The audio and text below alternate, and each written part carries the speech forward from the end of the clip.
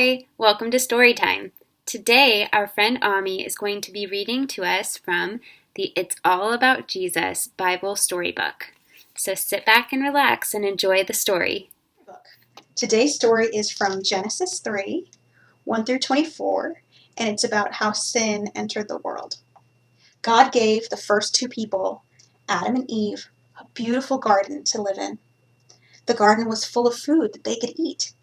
God also gave them one command. He told Adam that he could eat from any tree in the garden except for one. It was called the tree of the knowledge of good and evil. God said that if Adam did eat from the tree, he would die. Now, the serpent was the most cunning of all of the animals. One day, the serpent went to Eve. He asked, "Did God really say you can't eat from any tree in the garden?" Eve answered, "We can eat the fruit from the trees in the garden, but God told us not to eat from the tree in the middle of the garden. He said that if we eat the fruit or touch it, we will die."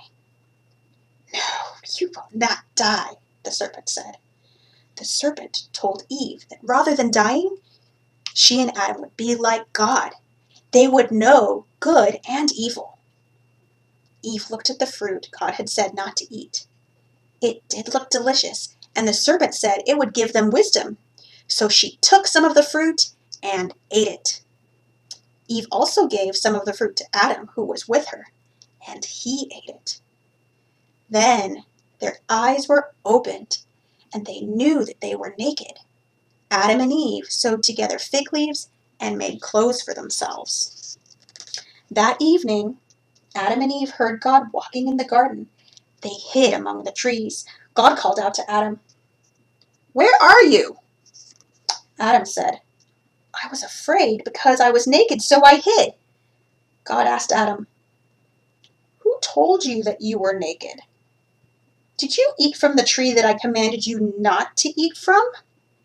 Adam blamed Eve. "She gave me some fruit from the tree, and I ate it," he said. Eve blamed the serpent. "He tricked me," she said. God said that because of the serpent's trick and Adam and Eve's disobedience, bad things would happen.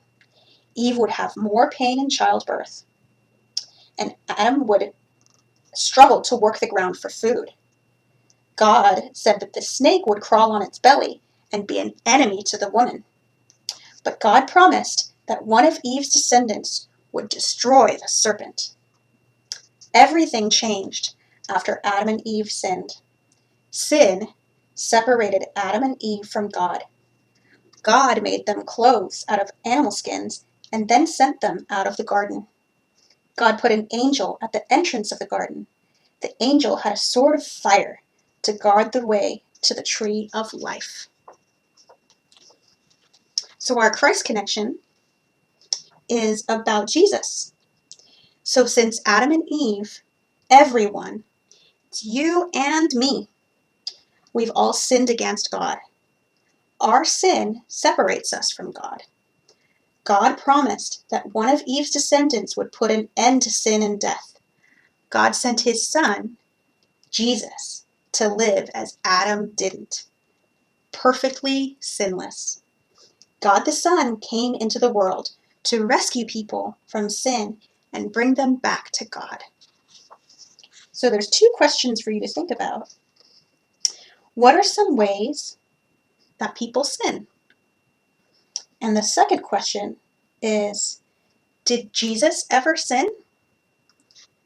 Because Adam and Eve have sinned, but did Jesus ever sin? That's a great question, Ami. Did Jesus ever sin? No. Jesus lived a sinless life. So we can thank Jesus this week that because of him, because he came and he lived and he died and he rose again, we are no longer separated from God if we believe in Jesus and ask for forgiveness for our sins. So, if you'd like to do a craft to go with today's story, please check out our guide for kids on our website.